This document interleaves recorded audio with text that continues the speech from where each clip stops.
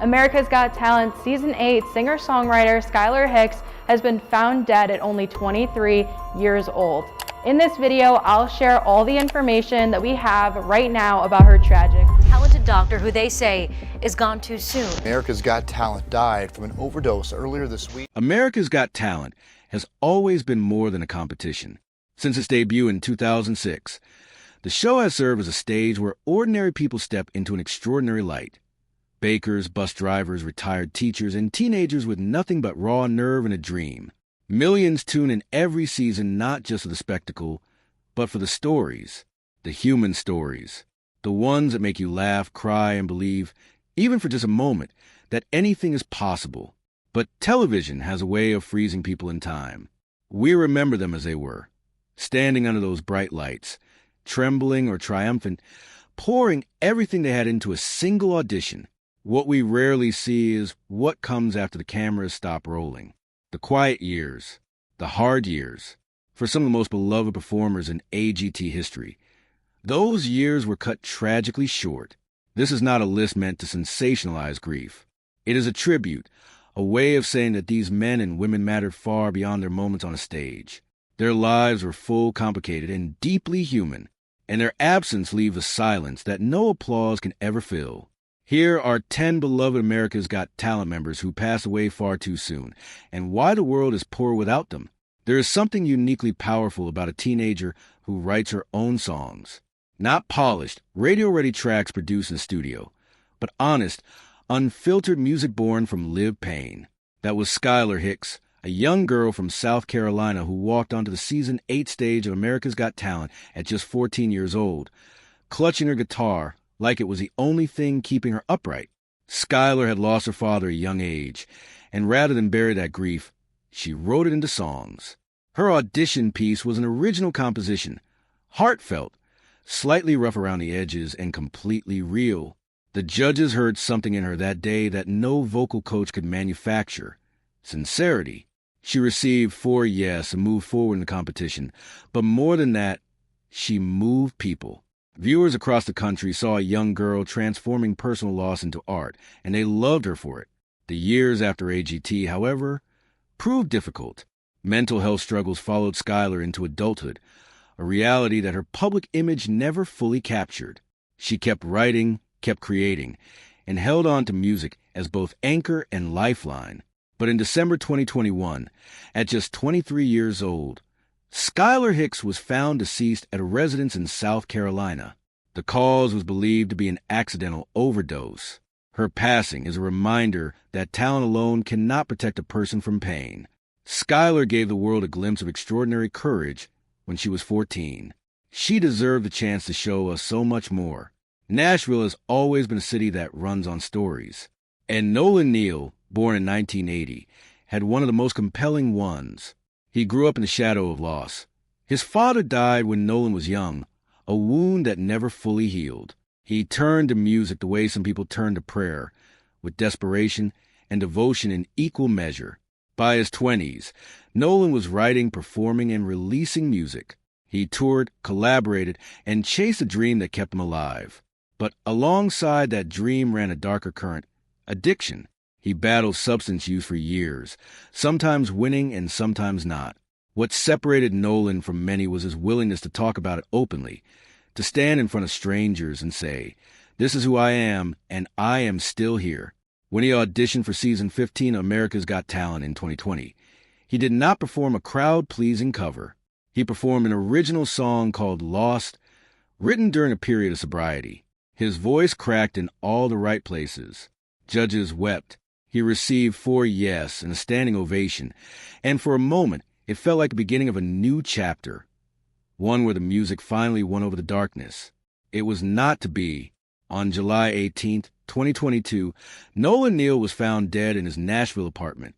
He was 41 years old. The cause was an accidental overdose.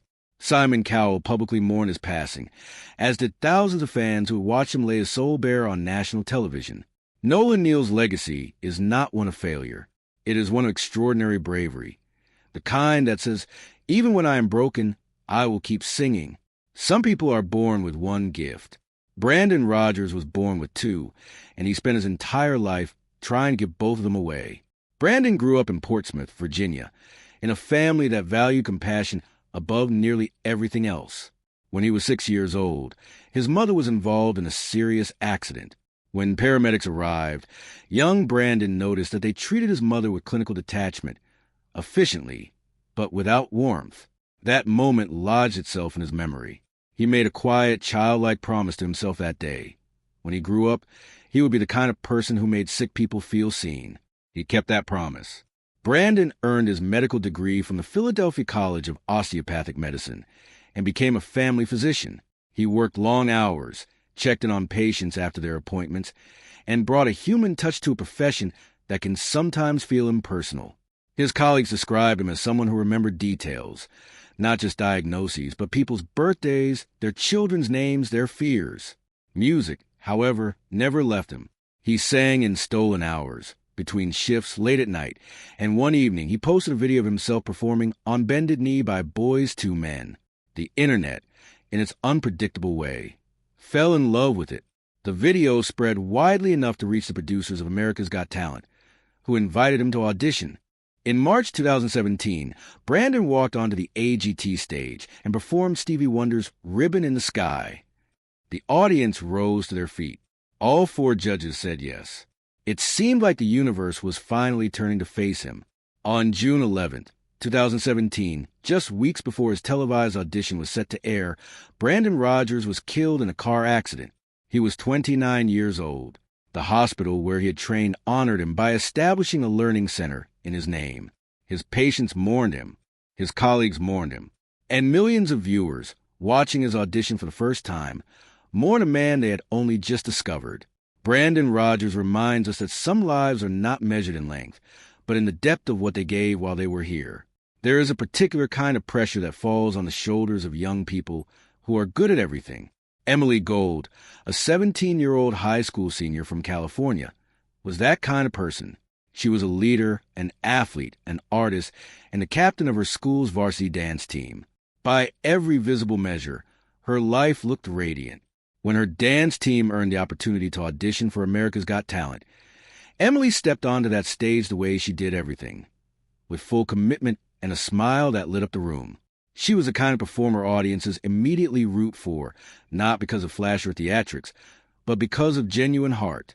What the audience could not see was the weight Emily carried privately, the pressure to excel academically, to lead her team, to be strong for others. It accumulated quietly, invisibly. Many teenagers carry exactly this kind of burden, maintaining a performance of happiness while struggling beneath the surface.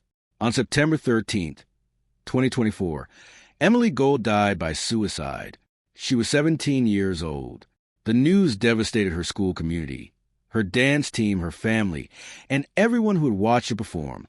Her teammates honored her the only way they knew how, by continuing to dance, dedicating every performance to her memory, keeping her spirit alive in the art form she loved most. Emily's story is one of the most urgent on this list. It calls on all of us, parents, teachers, coaches, friends, to look more closely at the people around us. Strength and struggle are not mutually exclusive. The brightest smiles can sometimes hide the heaviest hearts. If you or someone you know is struggling, please reach out to a mental health professional or a crisis helpline. No one should carry that weight alone.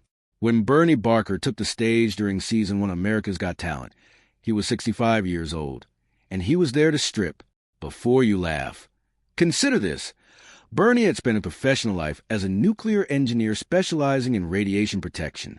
He was a man of serious scientific credentials, careful thought, and disciplined training. And yet, at an age when most people are winding down, Bernie decided to step under the spotlight and perform a striptease to Ricky Martin's She Bangs. The act drew stunned laughter, genuine applause, and something harder to name, a kind of respect for sheer audacity. In a competition full of singers and dancers and acrobats, Bernie showed up as himself, unabashedly and completely. Judges Piers Morgan and Brandy Norwood were won over, and with David Hasselhoff's support, Bernie advanced to the semifinals. For a man doing something no one else had ever attempted on that stage, that was no small achievement. He was eliminated in the first week of the semifinals. But Bernie's presence on that stage sent a message that resonated long after his act ended. Age is not a ceiling. Identity is not a limitation. And courage is not always what you expect it to look like. Sadly, Bernie did not have long after his television appearance. On March 21st, 2007, less than a year after his AGT debut, he passed away from prostate cancer. He was 66 years old. His death was among the first to remind AGT audiences that the stories they witnessed on screen were not performances. They were real lives with real endings. Bernie Barker deserves to be remembered not as a punchline, but as a pioneer. He redefined what it meant to be brave on a stage. Liz Agnes, born Claire Frances Marie Peterson, came to music through inheritance and through heartbreak, and she carried both with her every time she sang. She grew up in Reno, Nevada, in a household where music was not background noise, but a way of life. Her mother had been a principal singer in a major Las Vegas stage production, and Liz absorbed that world from childhood. As a teenager, she discovered her own voice almost by accident, recording herself singing in her basement and slowly realizing that what she heard back was something genuinely rare. But life tested her early. Her fiancé was killed in a car accident in the U.S. Virgin Islands, a loss so shattering that Liz stepped away from music entirely for 2 years. She worked odd jobs, drifted through grief, and wondered if she would ever find her way back. Eventually, it was music itself, the one thing she had abandoned, that pulled her through. When she auditioned for Season 6 of America's Got Talent with performance of Ave Maria, she brought with her not just technical skill, but the full weight of everything she had survived. Her quarterfinal rendition of Habanera was commanding. Her semifinal performance of Evanescence's Bring Me to Life, reimagined as a soaring operatic piece, was electrifying. She reached the final performing Dream On, and though she did not take the title, her presence on that stage was unforgettable. After AGT, Liz continued to create on her own terms, exploring film and performance in unconventional ways. On February 8, 2024, she passed away. The details of her death were not widely publicized, but her loss was deeply felt by everyone who had witnessed her resilience, a woman who had once given up on music only to return to it and sing her heart out before millions.